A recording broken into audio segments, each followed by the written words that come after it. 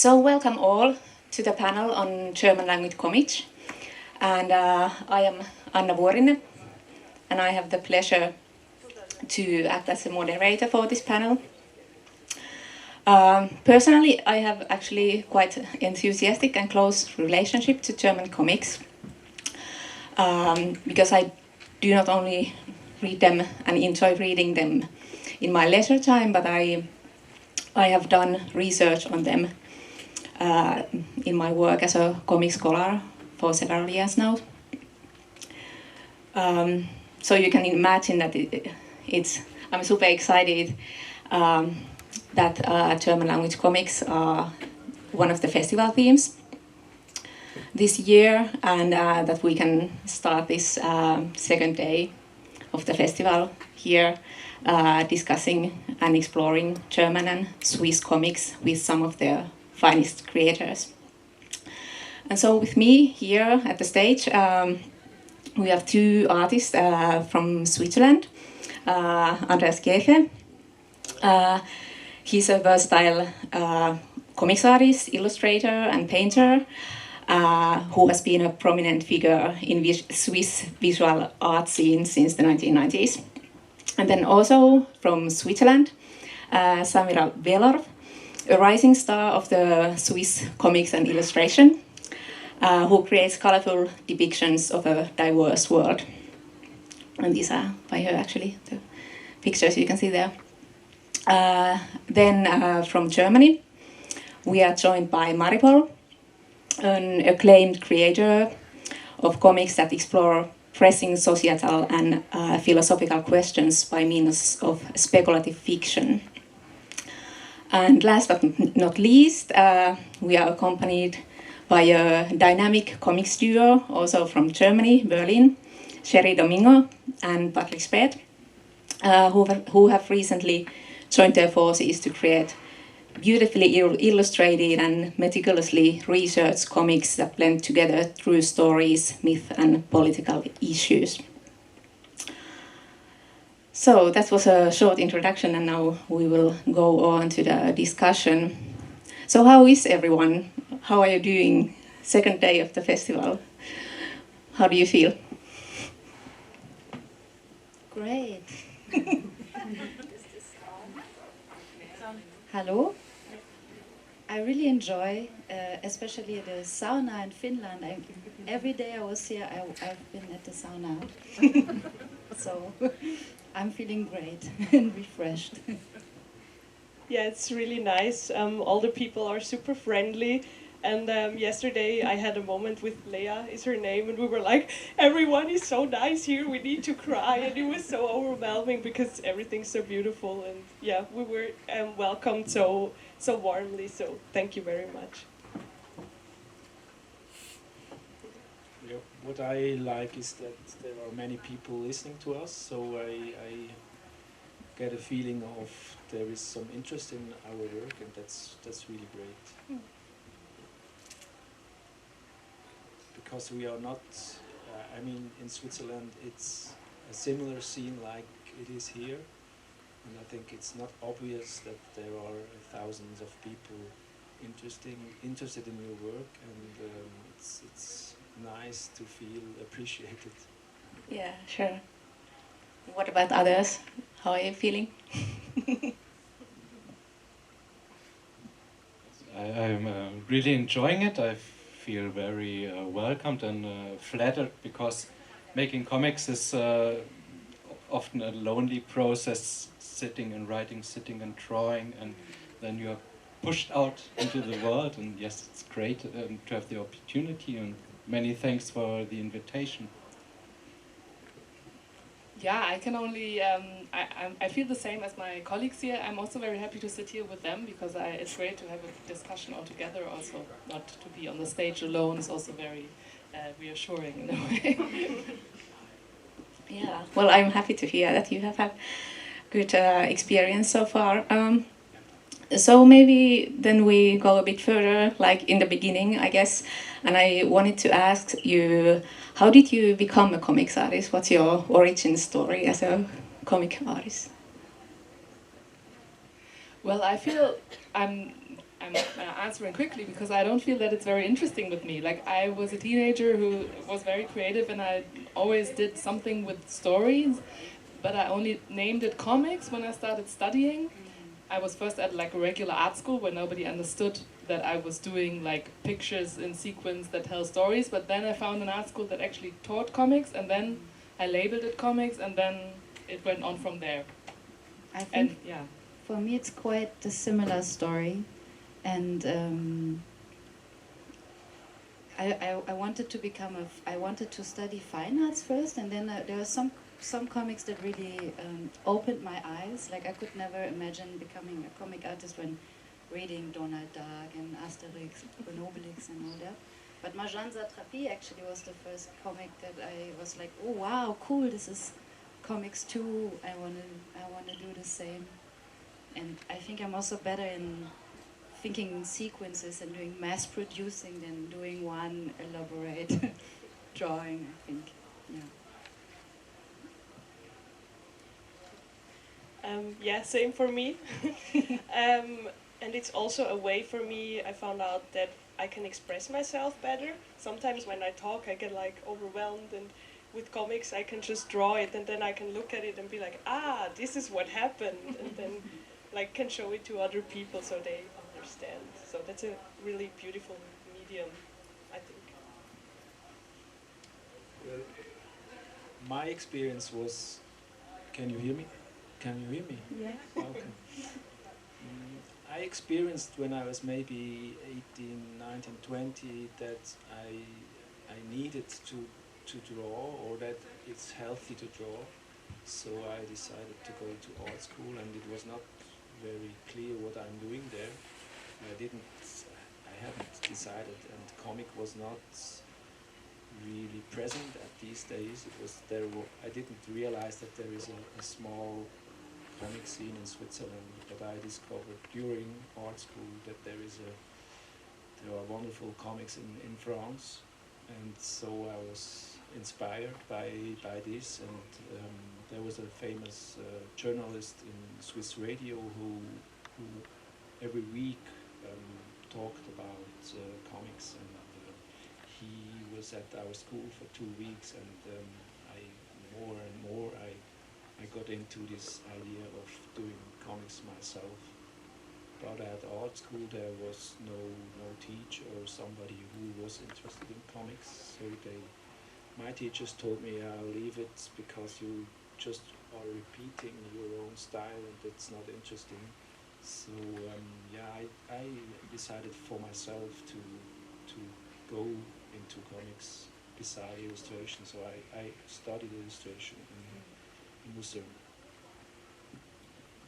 Yes, I come from the world of words, so I studied philosophy, and then I worked in journalism and proofreading and copy editing, and after many years I was a little bit bored by being surrounded only by printed black letters on white paper, and I think in a way my mind works visually. Being unable to draw myself, it's an ideal way to connect these things, the world of visuals and words, and then I've started writing comics. Yeah, thanks. That's also interesting that, at least for me, that we have also like here, like you are a writer, and then like people who are then maybe, well, also writers, but more like from the visual scene. And this was also, I guess it's maybe, I don't know, some it's interesting to hear that like when maybe like times are changing and maybe for the better, like when you were in art school maybe in 90s, so then like your teachers were not very supportive, but you said that actually that your teachers or the what you did there, that was like an inspiration. Yeah, my second teacher, I first went to regular art school, and I think I also kind of felt attracted to comics because in the context of art schools, comics felt so unpretentious and so not, and the people felt so they just wanted to draw what they thought without a lot of conceptual thinking, and I felt attracted to that. but I kind of also wanted to wriggle out of that very hierarchic art school system where it's about a lot about ego and a lot about if you make it or not, all that kind of. And still, what I find weird now is that my comics would be described as artistic comics. You know, I'm light years away from Marvel superhero comics or so. I'm like the opposite. And in the comic scene, if you look at the broad scene, my comics are looked upon a little bit as if I had like a high nose because I'm doing artistic comics. So it's kind of like I'm between all the chairs. That's what I feel like sometimes. Maybe what I experienced something interesting when I did my first comic. A German journalist told me in his article that somebody should teach him that the Strumpfs, the Schlümpfe, I don't know how you say it in English. The Smurfs, this is comics, and somebody should tell him that what he is doing, this is this artsy kind of stuff, this is ridiculous what he's doing. Maybe what can add is your art school in Hamburg and the one where I've studied in Kassel. So far they're the only art schools that offer comic studies. Yeah, same in Switzerland. I also studied in Lucerne, but I graduated in 2018. And I think it's quite different from when you studied, because there's this illustration course and we have two different ones. We have illustration fiction and non-fiction. I studied fiction, which is more on storytelling. And we had different courses where you could learn like editorial illustration or comics. And I think it's still a question where comics stands in society and also how it's taught, because we never got taught how to make money or to survive when you are a comic artist, and I think that still needs some progression there. Yes, and for writing comics there's nothing in Germany, and I'm jealously looking to the Franco-Belgium countries, because there they have courses where you can more or less learn this stuff, and I'm really hoping that in the German-speaking countries, or of course other countries as well, such possibilities will arise. Yeah, because I feel a little bit speaking just of myself, lonely, just like a butterfly hunter. I try to catch other people who write them, because it's in Germany not very common to write and draw, of course, but just to write them.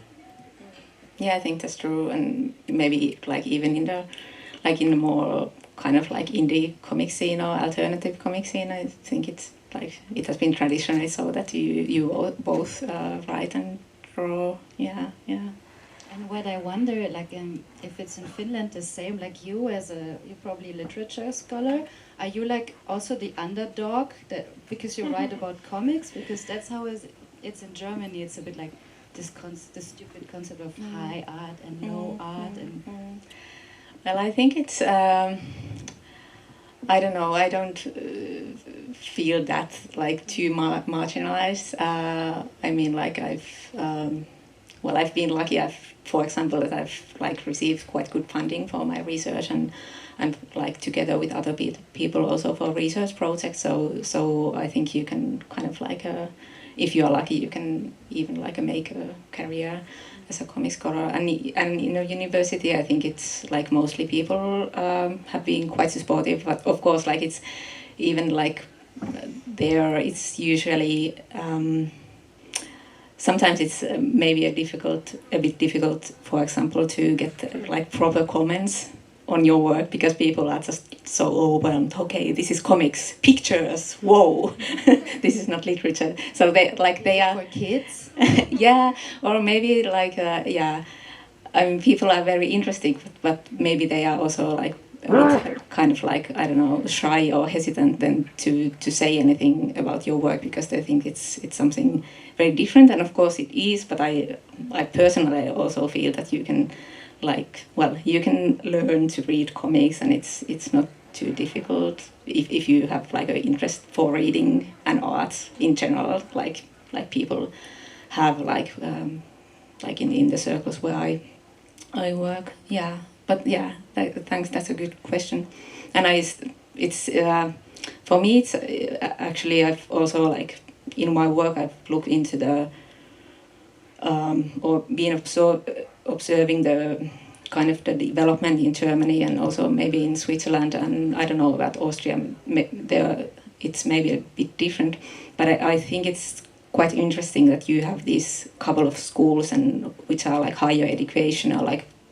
universities or like schools of applied sciences where you can like study illustration, comics, and because well in Finland that's not possible, or like you can take some courses, but I think it's like it's only like you can do a minor. So it's quite interesting that you have actually a better situation in that sense in like educating yourself in comics.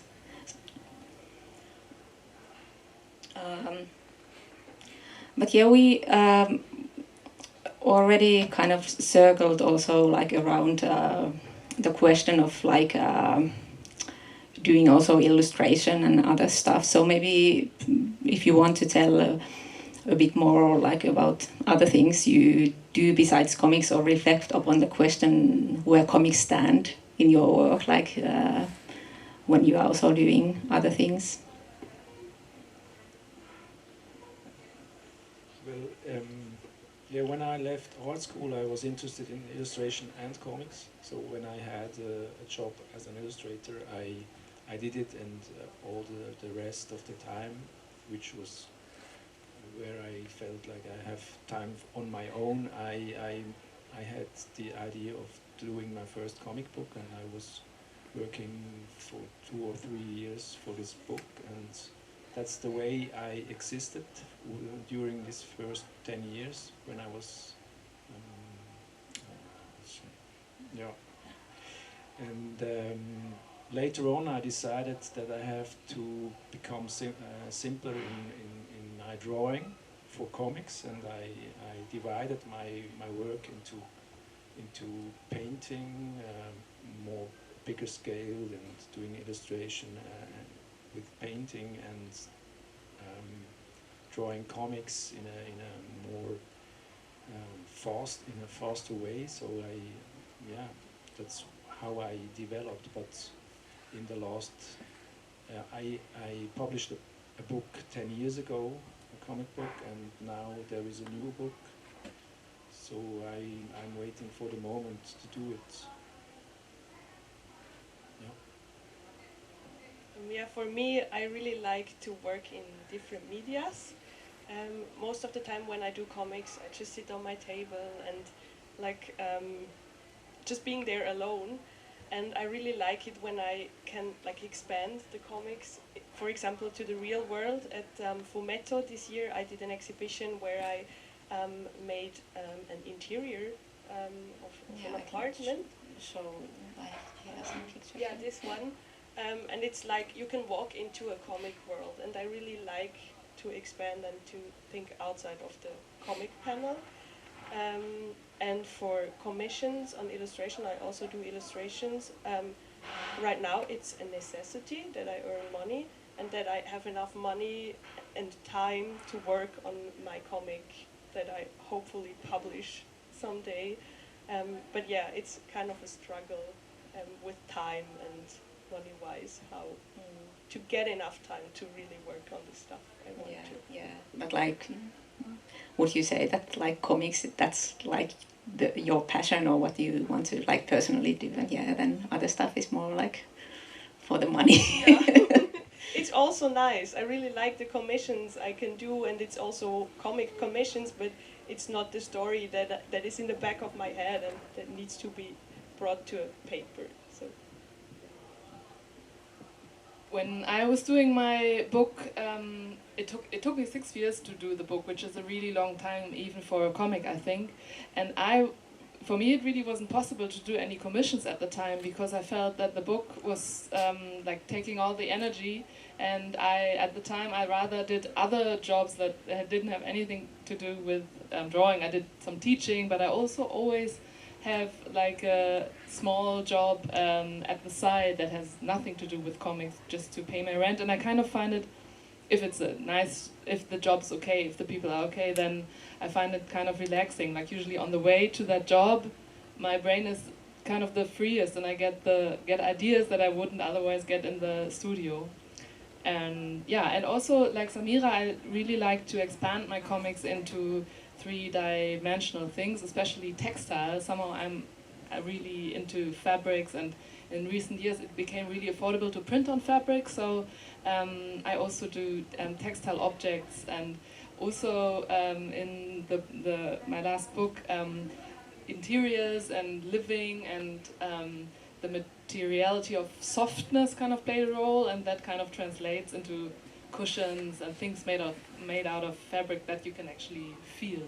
And I also like it that these things are less conceptual and kind of more lean to a designy kind of aesthetic, and I don't have to think about, is it logical? Is the cushion a story? No, it's just a cushion. It's kind of simpler than a whole book, which I like. I'm a bit the other way around. I have a lot of, like, I work a lot with this word image combination to earn my money. I hardly get any illustration jobs, I think for a good reason, because I think I'm not a good illustrator.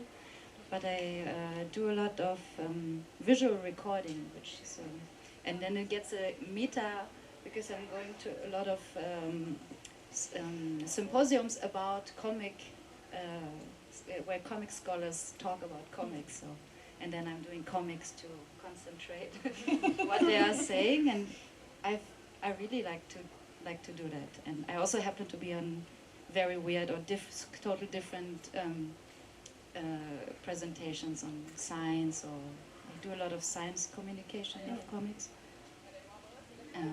Yeah, but sometimes I think maybe I should save my creative energy too, and just keep it for my books. Don't know. Yeah, maybe I'll try one day. Yeah, well, yeah, it must be a passion, because in the world of words there are, of course, easier ways to earn money than with comics. So, yeah, since moving out from my parents' home, I feel like a survivor and like a student life. So more or less it's the same. The body gets older and the mind changes, but in a way, yeah, it's a survival mode and do what you like. Sounds cliche, but it is. And yes, I love comics, and so I'll stick to it. Yeah, but you're still writing other stuff too, or like sometimes, yes, sometimes a little bit copy editing, because you earn 10 times more money with that. But to survive, it's a standing leg, and the dancing leg is comics. Yeah, so, yeah. Yeah.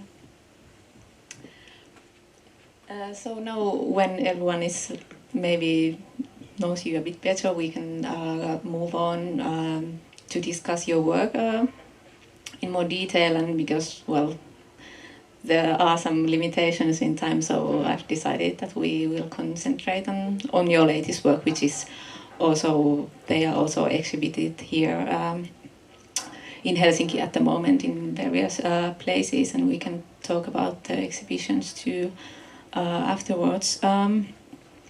So we have here actually now Andreas.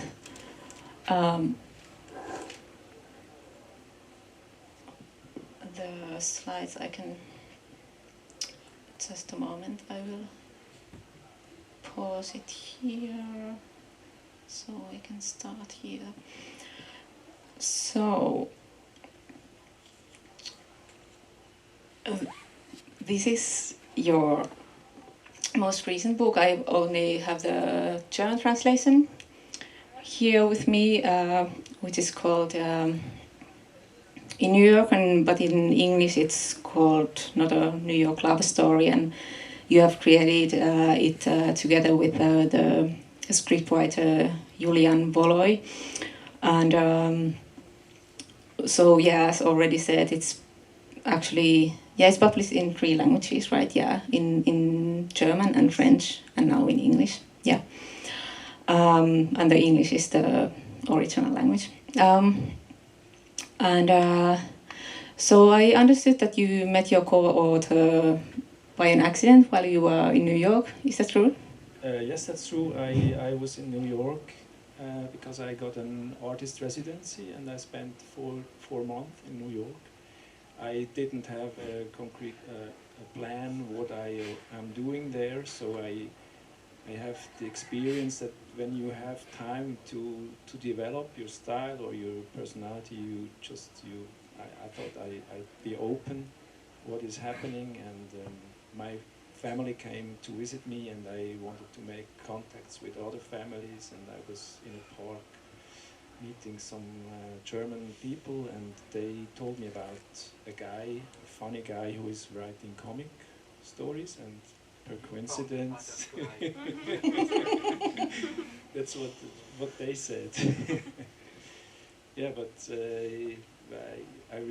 he was there just 100 meters far from us, and we started to discuss, and he proposed me 2 stories of him he had written, and one was really nice. I thought it's really a good story for me to do, because I think I'm a kind of a illustrative artist. I don't like comics who have too much words, so because I want to show how I draw. No, I like moods and things like that more than discussions, and so it was a perfect story for me to do, and I decided to try to find money for the time I spend on it, and I was lucky, and during 2 years I was drawing this comic book. It is for, we found a publisher, it's a French publisher, and the idea was always that it is a full color book like you can see on the slideshow. Yeah. And we had an agent who found this publisher, and because they didn't pay a lot of money, so he made the deal that the German rights are outside of the contract. So I went to my friends from Edition Moderne, and I showed them my work, and they said, "Oh, okay, we like it, but we prefer it without colors." So this is an exceptional print. Only in German you can see the book as it is. These are the original pages. Actually, I'm working with pencil drawing and one color, and then for the French and the English edition, it is I did the colors in Photoshop, and the copy, the English copy, just came out, but it didn't make it to the festival here. It should have been here, but it will be in Finland on Monday. Okay, that's good to know. Then you can buy the English one, and yeah, of course, it's like you said, it's very. There are some words, but it's very visual, and the story is told. Yeah, it's really a great story, because for me it's really important to have a good story to tell, and that's why I try to find people who are writing the stories, because I consider myself not as a good writer concerning dialogues, especially. I think the dialogues also must be really good. Because I try to be as good as possible, and I think I want to go out of the Swiss or the German market, because I feel like I'm just marching on the same spot for 20 years or 30 years. So I think when I'm doing a new comic book, it should have the possibility of being published in another language too. Yeah. So you said that it's like it was the story that drew you into like doing this comic. So can you kind of like pinpoint what specific was it in the story that you felt it's good that you want to do it like? It's in English. The original title is not common. Not a New York love story, and that's the main. There are two main characters who have no names, but it's a man who lost his wife, and when he comes back from the Friedhof, Cemetery. He finds his wife waiting for him in the flat, and he doesn't know whether it's reality or is it a dream. He cannot cope with the situation, and also as a reader you don't know, is it true or is he going to be psychotic or what is happening, and throughout the book you are just wondering, you want to figure out what this situation and relationship is about. So it's one side it's about this situation, and the other side is that you are shown a lot of spots in New York. So it's almost about New York. It's the main character of the book. Yeah, that's true. It really is like it's a love story, but then also like a New York story where the milieu is like a character, like you said. And at the end, there's a surprising end, and in the whole, it was really a convincing idea of him, and so I decided to do it. So like you said, there are like different like these like narrative levels or thematic aspects. So did you had like any like when you were working on this and like thinking about how you could convey this visually? Did you like what kind of ideas or you had for this? Like how can you tell these different stories or how? I must say I just did it, and a big part of it is unconscious, or I mean I do it in a style, but I didn't do a lot of concepts before.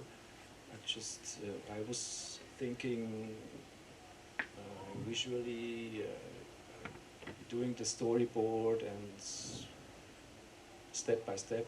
Yeah, was the comic book. So I don't read a lot of comics. I try to be on my own with this possibility of doing a book, and this is hard. I think to just be your feel comfortable in your own style without thinking too much of other artists.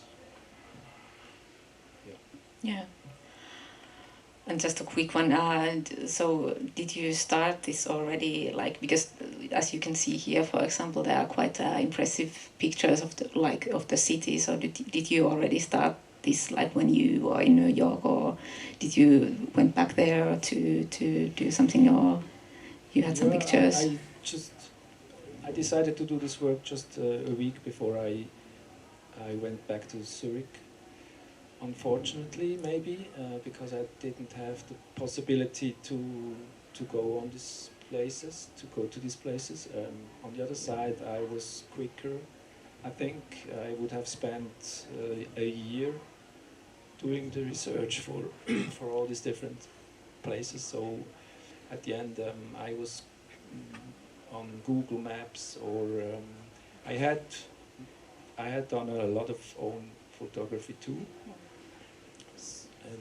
But I think it's always I mean, I love to work with photographs, but on the other hand, you have to be able to do your own drawings without any references, and yeah, for me it's always important to find a match between my own ability of drawing and the photographical references.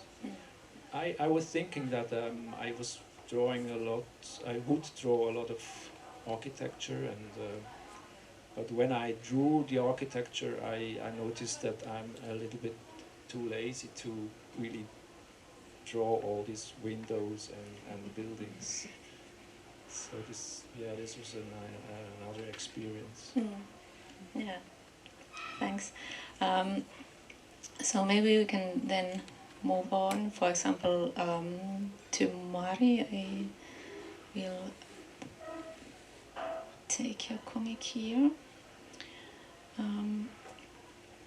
So here's your recent book you already mentioned. It's called Hort in German. So could you maybe first translate the word, because it's quite peculiar one. So, yeah, sure. So it's one word, but the process to find the title actually was kind of hard, and I picked this title because it has an interesting double meaning. Like the first thing that comes to mind in German is Hort is a word for a place where children, like school children, go after school. It's not kindergarten anymore, but it's like after school care for children whose parents are not home. So that's the base meaning. But it's an old German word, which also means treasure or plenty. There's the saga of the Nibelungen, and there's the treasure now buried in the Rhine, says the saga, and it's der Hort der Nibelungen. So Hort also means plenty, a lot of something, and in German we also say Hort der Freundschaft, for example, is like a place where there is a lot of something. So, and in the book is about these three women you see on the cover, who start kind of taking care in their own way for three children who they find who they come across in the neighborhood, who have been abandoned by their parents. And also the children live in a flat that is kind of full of stuff, because apparently the mother, who we actually don't see, is a hoarder, and that's where the English word hoard or hoarding is also connected to the word hoard, which is, and in English it's just a lot of stuff. Or the evil horde from what's it called? He-Man. Yeah, thanks. That was. So it's a lot of meanings packed in 4 letters. Yeah.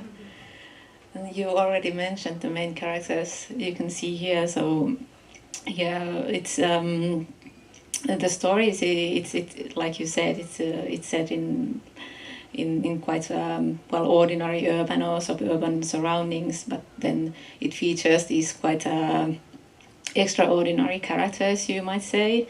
You see here, so Petra, one of them, she's this hyper-muscular bodybuilder, and then there's Ulla, and she's a giantess, and Denise has this very fabulous snake lime. So how did you come up with these characters? The way my stories start are often the characters that I want to explore. So before there is a story, this time at least, there were the characters. Kind of, and I met them first in like a spin-off of another story where they actually are campers in kind of a swamp area, and I invented, the main protagonist was somebody else, but I invented some weird campers. And I think and they came up with it. And then I saw them there and I got interested in them, but they didn't have a story before. So I kind of went from the external to the internal. In this book, they become like full-rounded characters.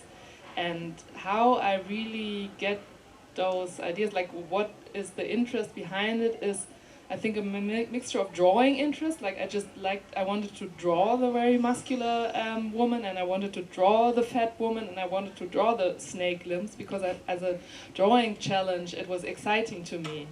like how is the snake woman gonna go down the stairs, or how does the really big fat woman fit through a door? She's like 2 meters 20. That was my reference when I was drawing her. And how does the muscular woman, how do people react to her? That was, it's a in between thing, but this is where my interests lie, and so they were the starting point, and yeah. Yeah, that's fascinating, and like you said, they are, well, yeah, you draw them fantastic. These reference pictures that you sent me, for example, it's I like the snake here. It's so beautiful.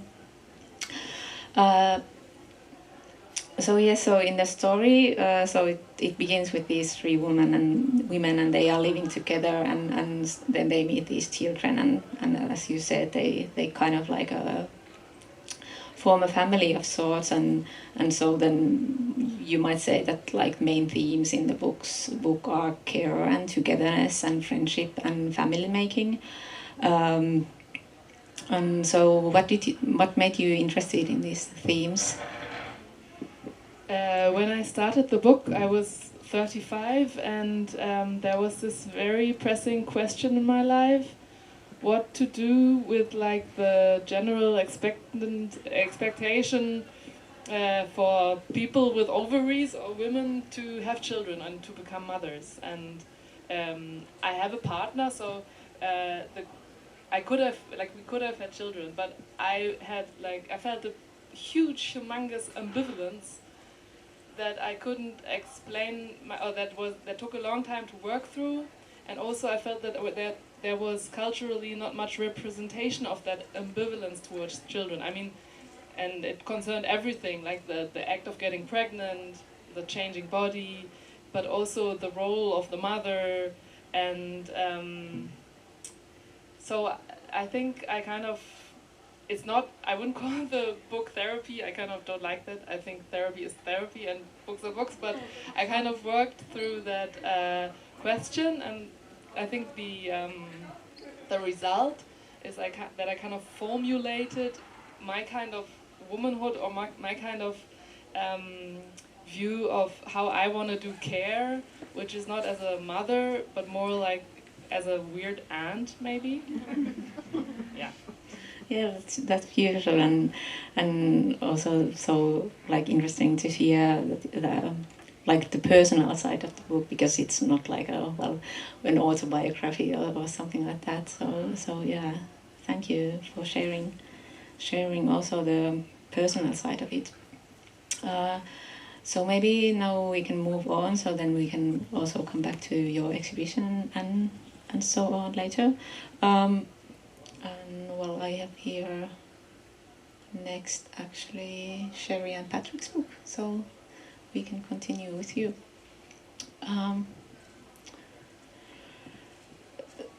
So before we go into the book, I would be actually interested, how did you started working together, because this is the first book you have made. So can you tell about how did you find each other as creators?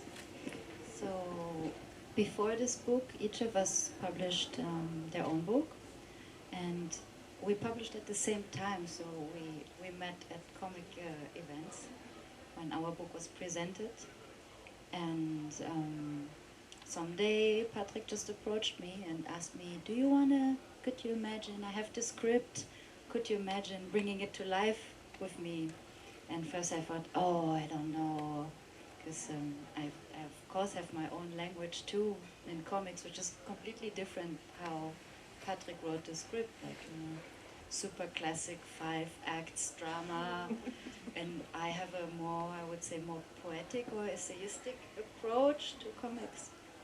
And so first I thought I don't want to do it, and then I thought, because my first book was a very autobiographical story, and I often, when I presented this book, I sometimes felt I'm talking more about my own biography than about my comic.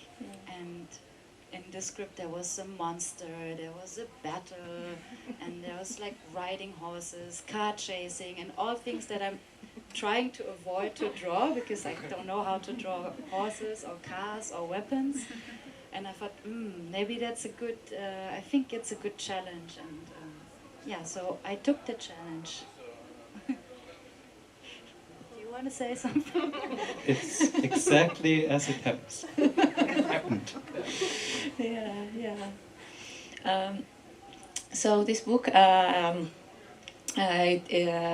like you already hinted, it's quite a extraordinary story of this famous South Korean actress Choi On-hee, or Madame Che, who was abducted together with her husband, who was a director, to North Korea in the end of 1970s to make films there and to vitalize the North Korean cinema. So what inspired to tell you this story? I nearly always have a look for interesting stories. To not ride a dead horse, not the next, but the next after this will be totally fictional because you can't always write historical stuff, comics. Yes, I found it a visually interesting story because for myself I'm not able to write a comic or nearly almost with talking heads sitting in an office. I find it boring to read. My imaginative reader checks stories if they are suitable, I would buy it.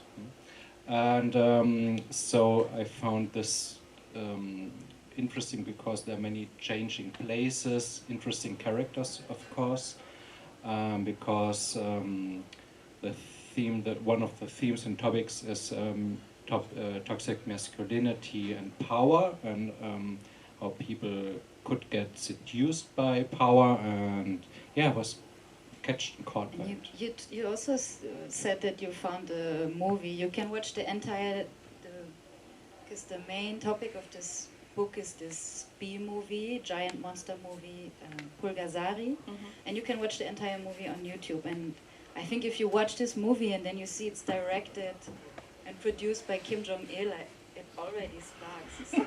What? Yeah. How? Yeah. And then you research and it's like, okay, wow. It's almost too crazy, the story, for a comic to tell. That sometimes reality is too crazy. And it's just not just history, because there's a fictional storyline and a non-fictional historic storyline that's based on the true events. So the yellow-red color theme is the fictional, and the yellow-blue is the actual. Little bit of fantasy is involved, and it's based on a Korean myth.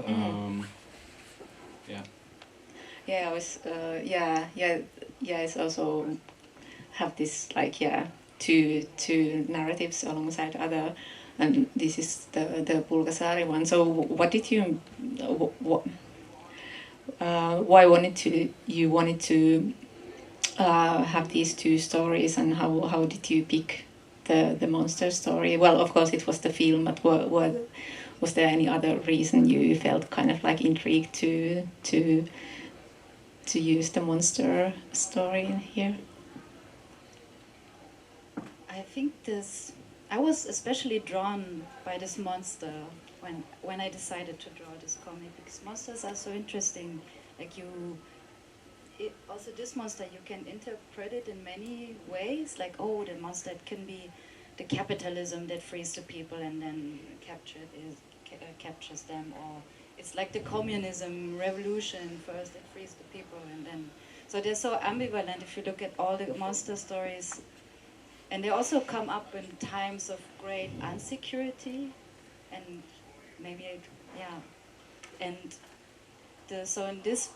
so the monster story is like interwoven with the historical events, and you can play monsters are ambivalent often in the cultural history, and you can play with this ambiguity, ambivalence.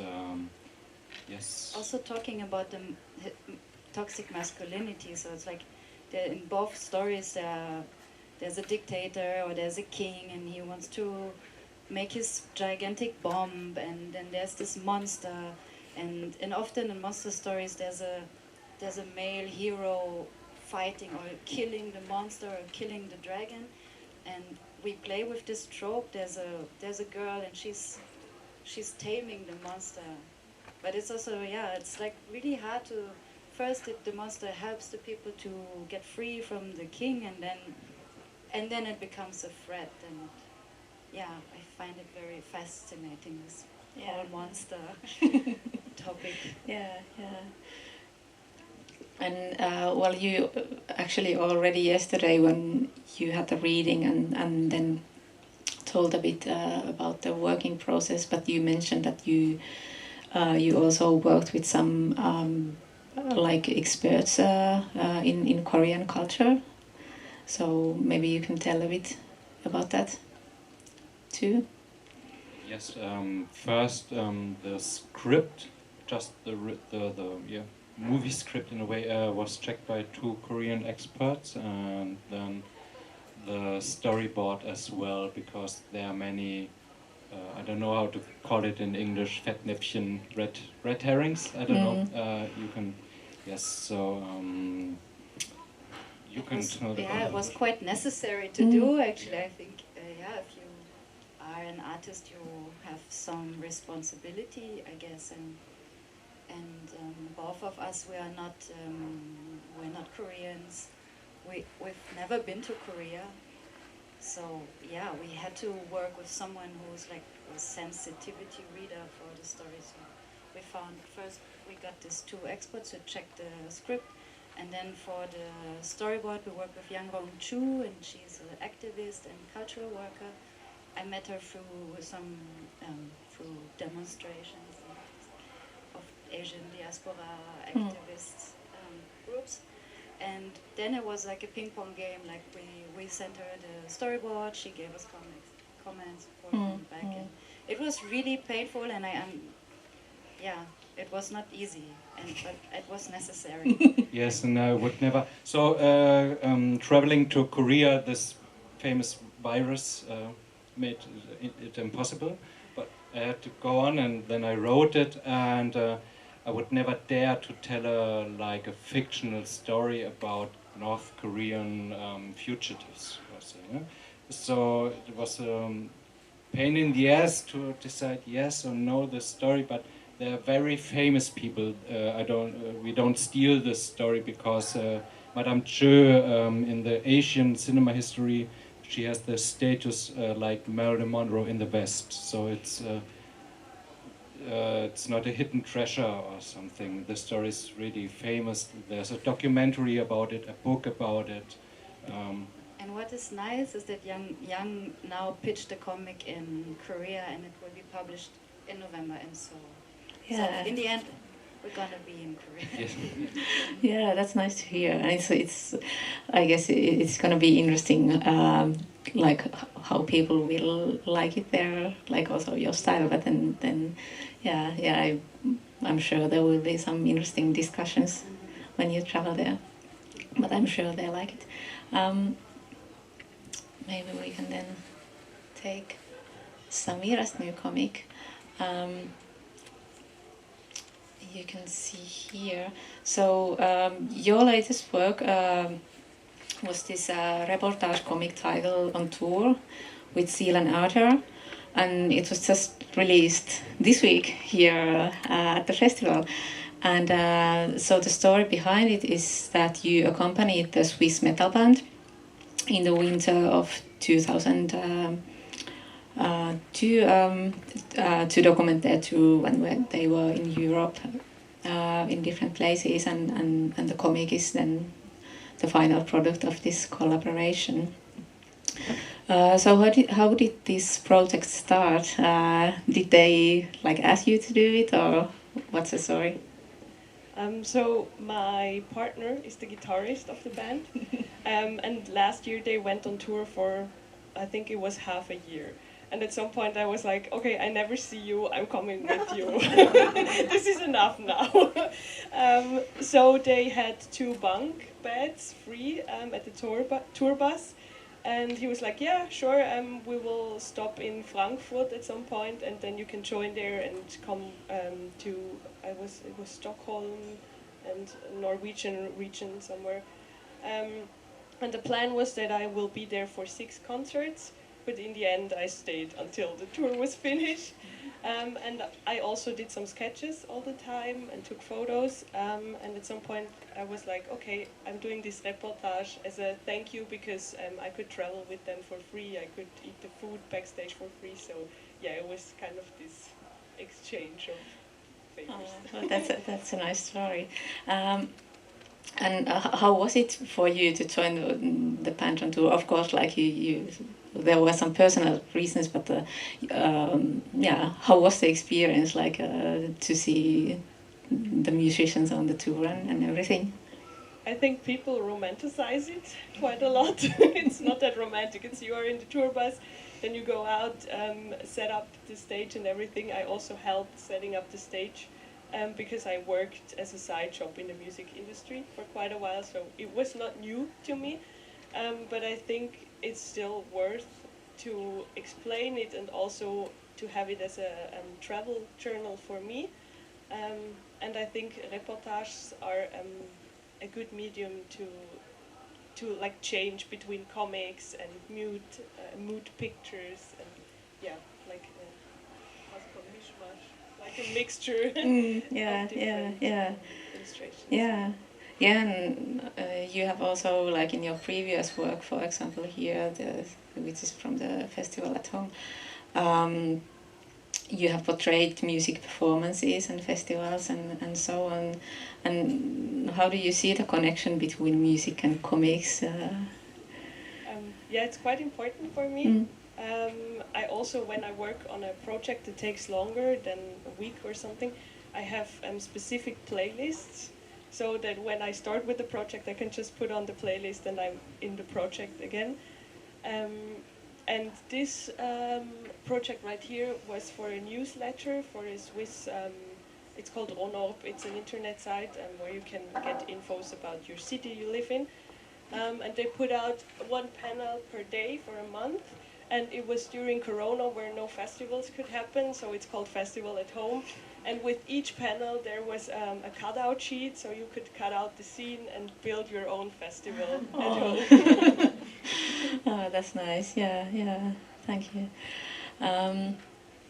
So maybe we can now kind of continue together the discussion, because I wanted to ask about the books as like a book objects, because I think they are, each of them are quite nice books. For example, like Andreas' book, like you already said, it has this different colors and different editions, and it's actually, the size is also pretty big for a comic book today. And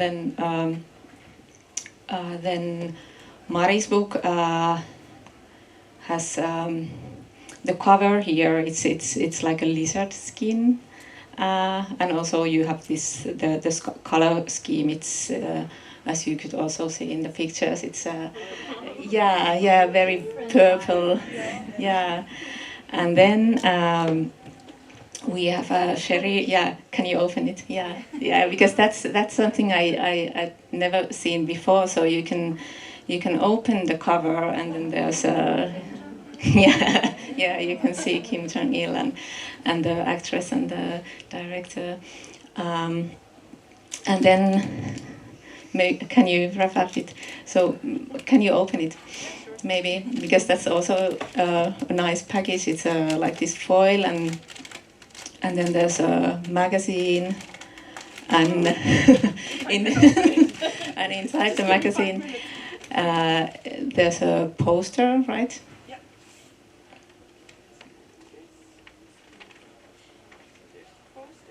Yeah, that's nice. Also, all the figures. There's a whole crew. Yeah, that's nice. So I wanted to ask you about the book design of these works, and maybe also, like, you can tell if you have some other interesting designs you have made before. So do you think a lot of like book design when you are working on new projects, or how is it? Actually, not at all. But what I wanted to say to start it off is that these books are all published by the same publisher. Yeah, that's true. Yeah. And I think we're all very lucky that they are really into book design. Like the people who lead the publishing house are also graphic designers. So I think it's also a big part of their fun to design the books. And of course, I work together with them on the design, but they made me pick the crazy snakeskin design, which is it borders on ugly actually. You know, it's kind of you can wipe it off. It's like wipeable. And they were really. I mean, I love it, but I think without their passion for it, it wouldn't have looked like that. And also it's printed in 4 different Pantone colors.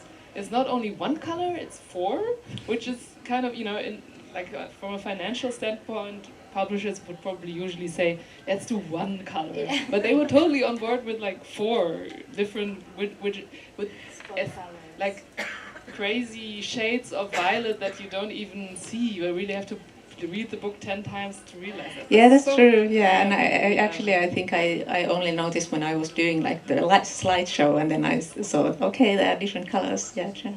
Yeah, same here. So it was Claudio's idea to work a bit with the B-movie trash style. So yeah, so we made a collage. We sat together one afternoon and cut out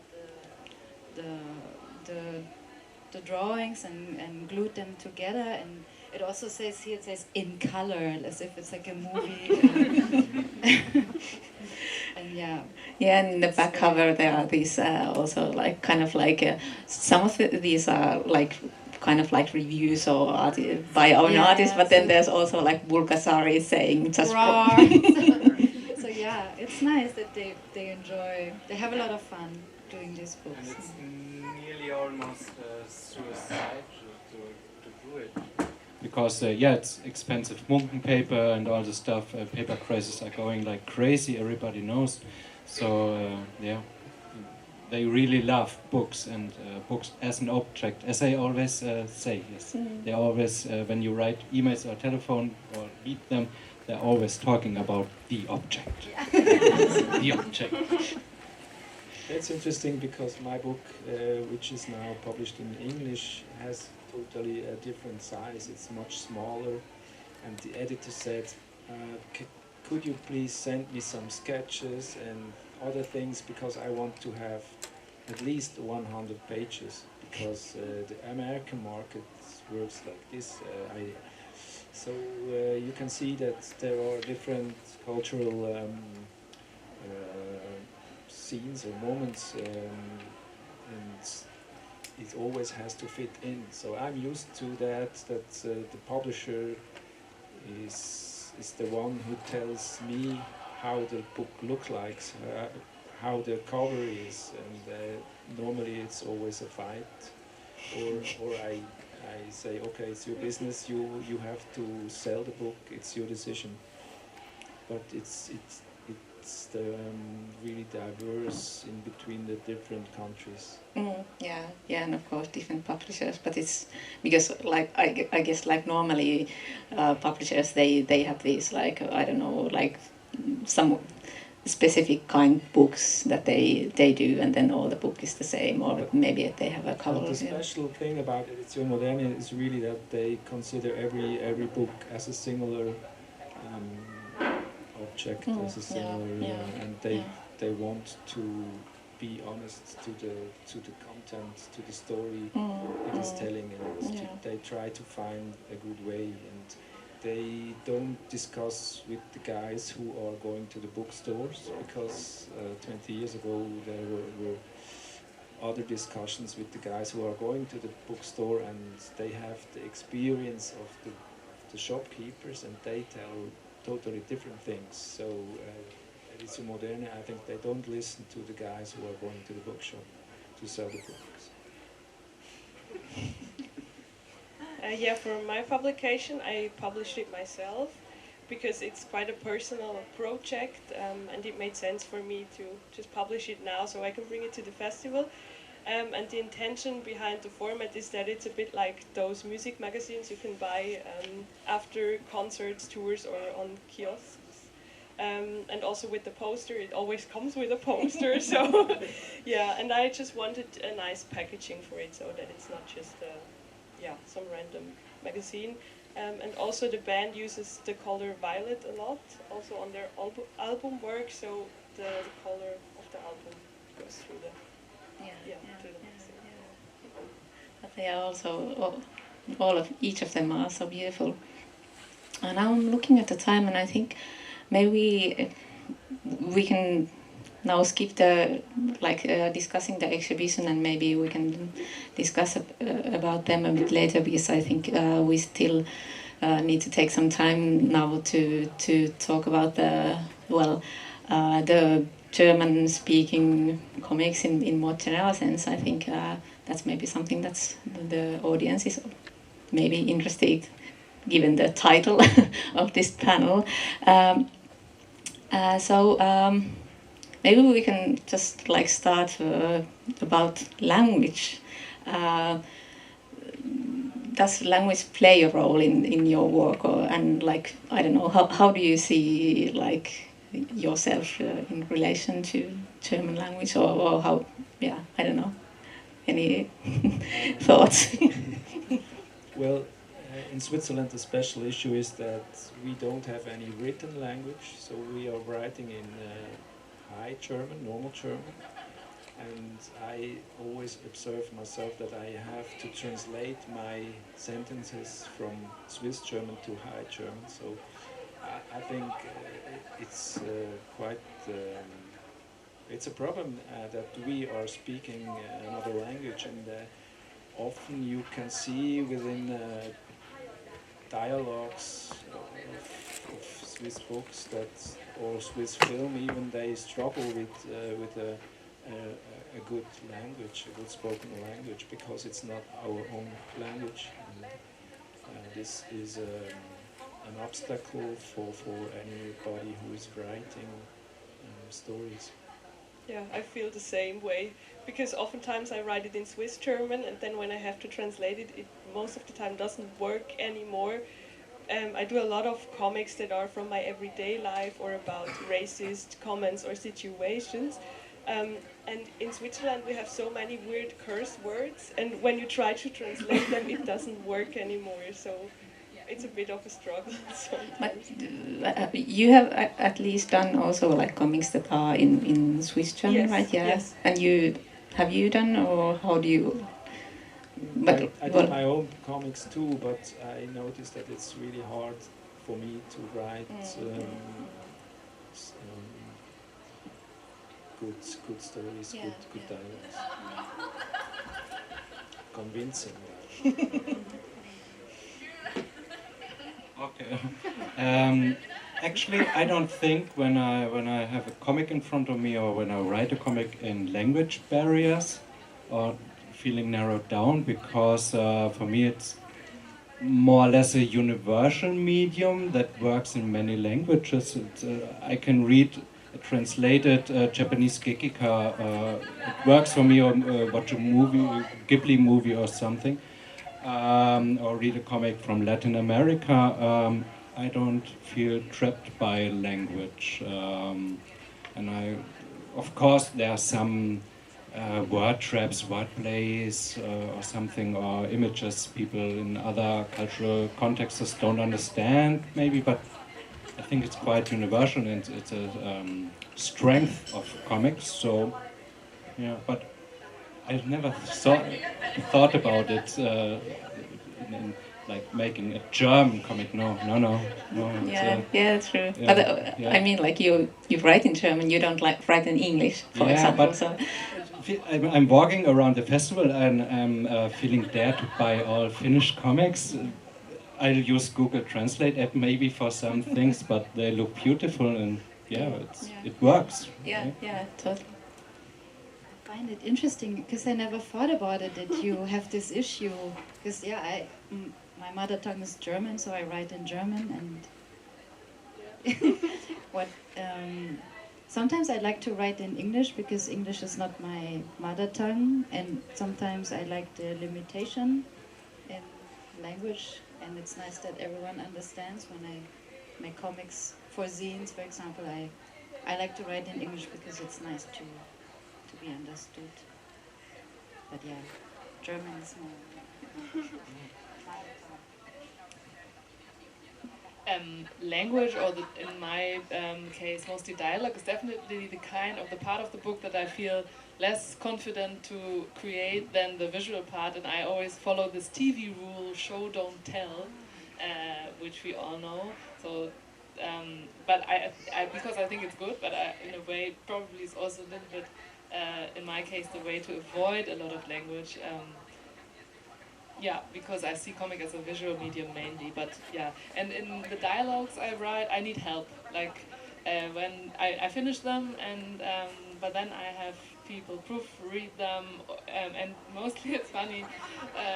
They need to.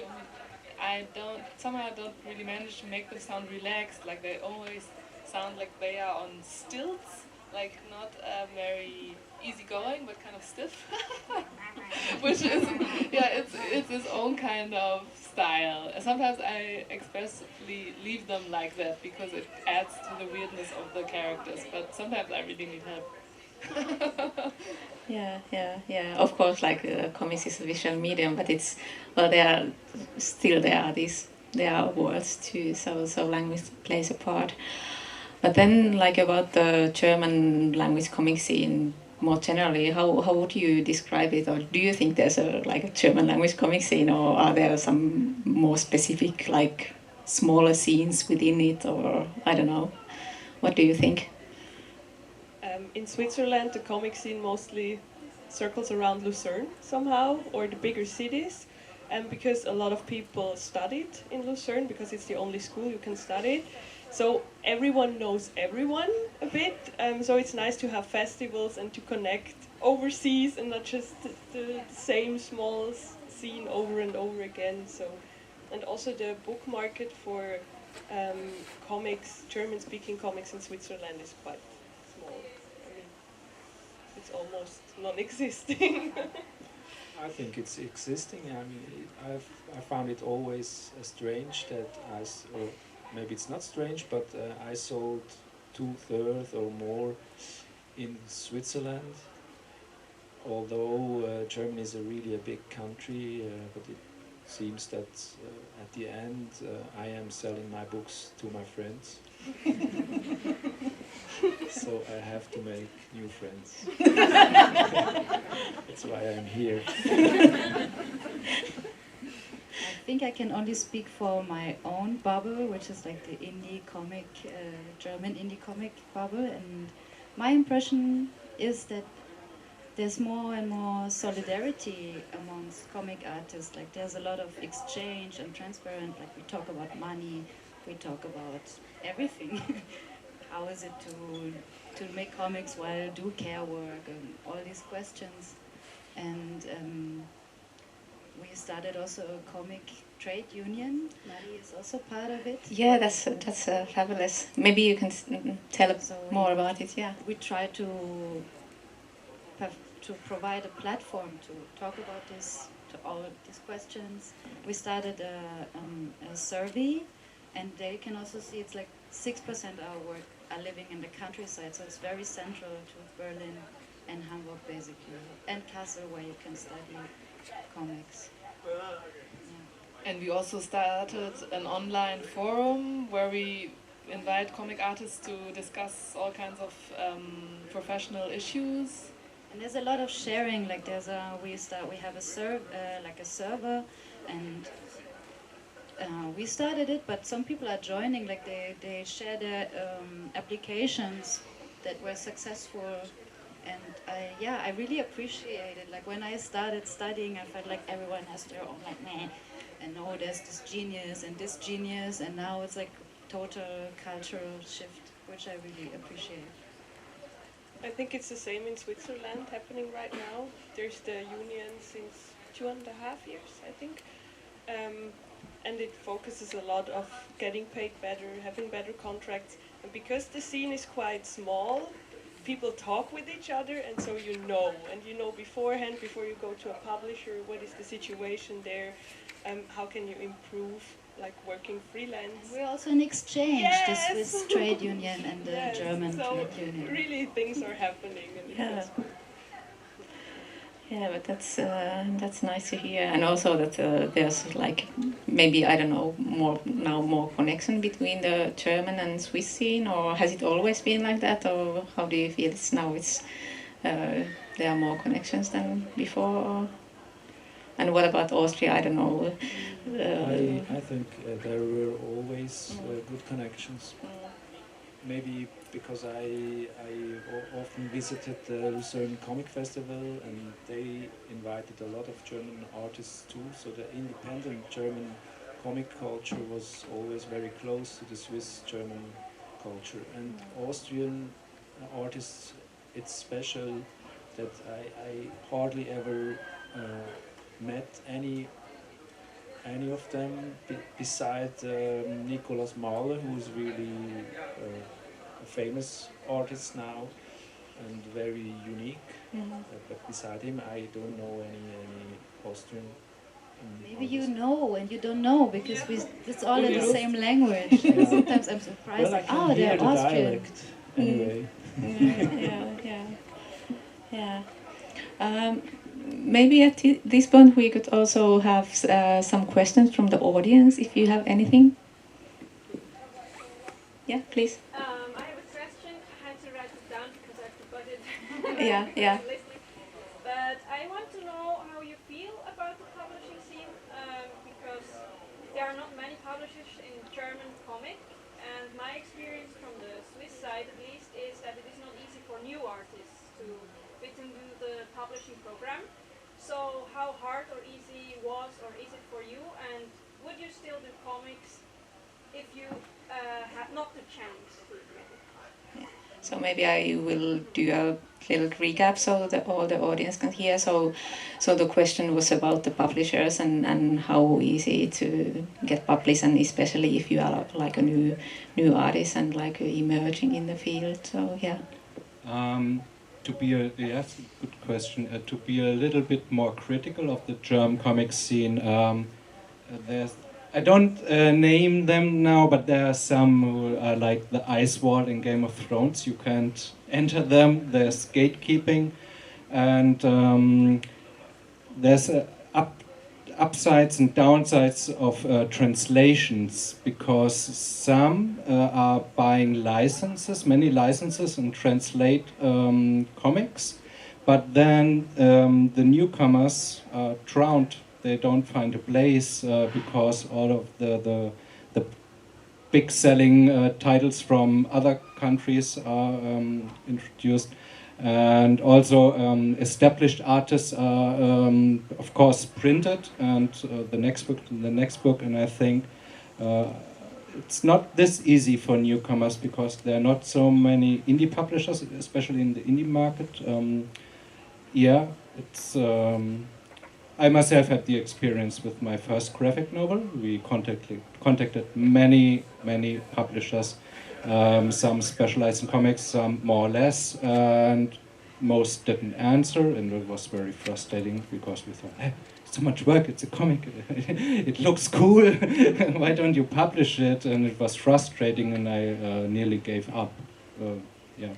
And I talk to a lot of newcomers, and they say, oh my, when it's published you won't earn money, but just to reach the point to get published, it's not so easy often, or always. I don't know. Maybe not. Yeah. I wouldn't have continued. I think it would have frustrated me so much. And actually, while doing this book for 6 years, there were times when I didn't know if I had a publisher, because my first 2 books were published with this one German publisher, but and they sold quite badly. Like they were very indie, very weird, hard topics to write about in the press. And I think the publisher also was kind of disappointed because he liked them and they didn't get sold. So when I proposed this book, he kind of couldn't get into it, and I was hanging in the loose for like 1 or 2 years until it was kind of, I felt very trapped because there was not a lot of choice. Then I asked another publisher who didn't want to, and then I found Edition Moderne who immediately liked it, and I was very lucky, but I already saw myself like translating it immediately into French and just going to France to publish it.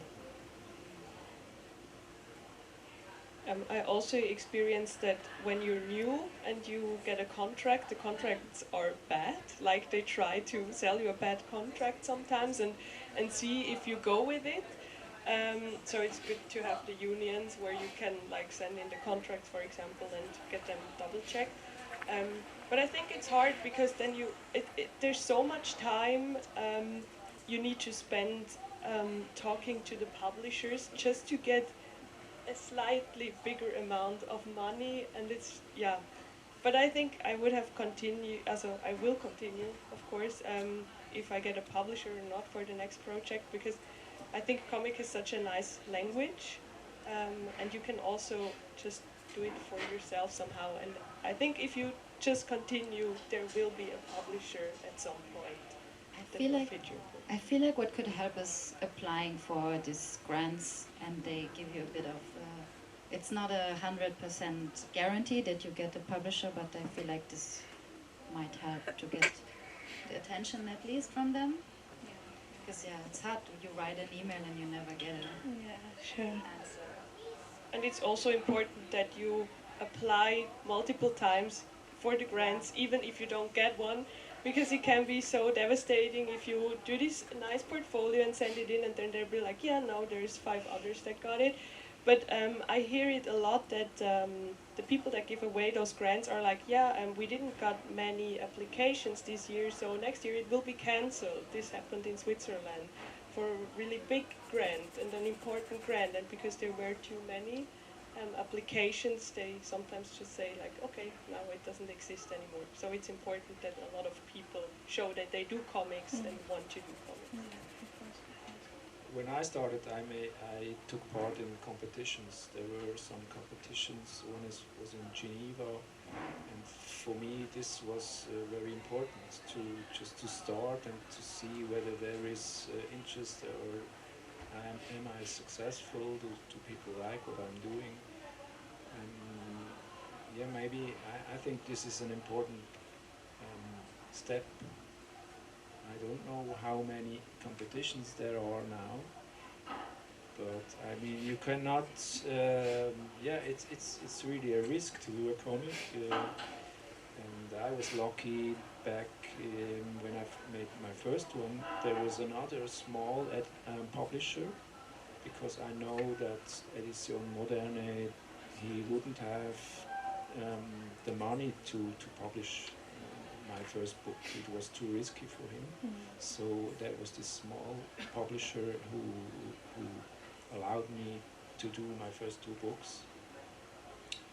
And I at the moment I only do a book when I see that it's going to be published, because it's really a lot of work to do, and at least it has to be published.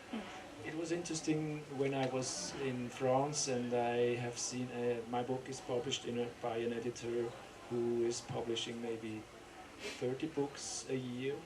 So you notice that in France the market works very different, and a publisher, he wants to have 30 books, and I thought he's not really concerned with my book, with pushing my book to the reader. So I was a little bit disappointed to see that he didn't really care about it. So I was not invited to come to France, which was the only target for me to read a book. I think one of the advantages, I was talking about the downsides, and there are many more downsides. I think one of the advantages of the current German comic scene is that it's quite fluid and flexible, and that it's not, I'm not saying it's perfect, but the marginalized groups have visibility, queer people have visibility, and when I talk to comic artists from France, they say, oh, that's cool because we have such solid structures, established structures. It's like a oil vessel in the ocean, very big, and I think in Germany it's more like a sailboat because there's more is possible, and this is the upside, and this concerns not only the publishing house but also the grants, the artists. Yeah, sure. That is true, and we also have the possibility to form it a bit, or to say how we want to sell. With the competitions, there are a lot of competitions. There are a lot of competitions that aren't paid, or you just have to send in your work for free, or publishers coming to you and be like, yeah, we invited those 10 illustrators for this book, and now do a pitch with a full storyboard, but only one will be chosen. And the publisher that will publish my book next week did this to me, and I was like, no, I'm not gonna do this, it's not fair. And then later they came to me and were like, yeah, okay, let's do a book one-on-one. So I think it's always good to say something and not just take what is there already, but try to do the best, because the more people that do it, the better it gets. Yeah, of course. Any other questions from the audience? Yeah. When we're thinking about the major comics cultures like Japanese and Francophone and American, it feels like there's every artist have their own style, obvious, but it feels like there's some kind of a mainstream commercial visual style or expression. Is there something like this in German-speaking comics? Is there some kind of a recognizable mainstream style, or what would be the most mainstream kind of examples of German? No, I think that's the difference Patrick was referring to, that in France there is this mainstream comic, adventures, stories, things, in America and in Japan, and I think what I like about the German market or the German tradition is that there is not such a mainstream, which, or for me it would have been impossible to get in that mainstream, because my abilities I'm not good enough in drawing. I would also say no, and I feel like the mainstream in Germany is rather trying to be like the American or the French mainstream. As diverse as these books are, the German market works. So if you are, you have to be really passionate about doing a comic book, but you can do it on your own with a unique style, and that's what I felt back in the 90s, that the Swiss comic scene was not trying to be like the French mainstream, but it was there were a lot of illustrators trying to find an own style, an own language, and that's what I really loved about it and made it possible for me to make a book.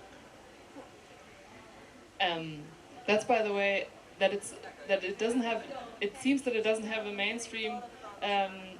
That's what I always liked about the Finnish comics scene, at least how I perceived it, like the kuti stuff, and I'm sure there are also lots of Finnish comics, I don't know, but like when I was studying 10 years ago, I was so inspired by the way, by the Finnish comics, because I felt that there were even less restraints and less Franco-Belgian influence than in Germany, and it was totally mind-blowing for me that and really inspiring that you can be so rude just to make comics that don't have panels and don't have linear structures, and you can be a comic artist and also a painter or a sculpture, and this is what I would feel inspired by. And I also once heard that from my French publisher that actually what is interesting about me as a German drawer is that my work doesn't seem to follow a certain style, which kind of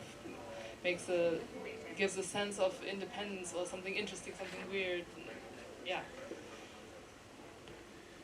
But I also, like in the last couple of years, I mean, German comics are a hard sell. Like we're not, like it's not that we all publish bestsellers and we can't live off our books, that's for sure. But I feel what gets into German newspapers is a lot of stuff that can be analyzed through the lens of high culture. Like in German newspaper readers like comics about like autobiography and historical stuff. And me as a fan of the fact that comics can be also like really silly and stupid and emotional, which doesn't mean that the autobiography stuff can't, you know, it's not. But I feel that sometimes I wish Germany would be more of a comic nation, but the fact is just that it isn't like France or Belgium, and in a paradise world I would probably have been born in a different comic country, but yeah, we're trying to make it more interesting.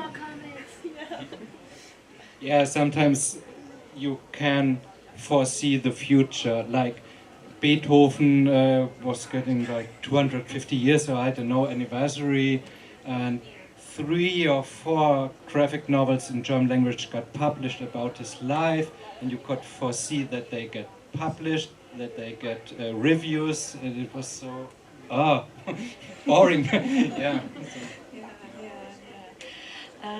I think unfortunately the time's up, so we could maybe wrap up, but I still want to ask one question about recommendations.